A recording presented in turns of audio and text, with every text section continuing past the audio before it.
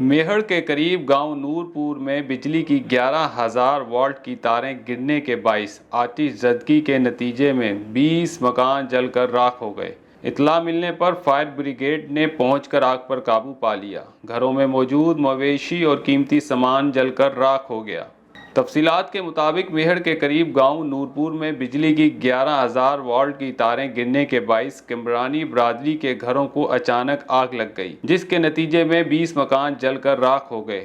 گاؤں مکینوں نے اپنی مدد آپ کے تحت آگ بجھانے کی کوشش کی اور فائر بریگیڈ کو اطلاع دی، جس نے پہنچ کر آگ پر قابو پا لیا، جبکہ گھروں میں موجود مویشی اور قیمتی سامان جل کر راکھ ہو گیا۔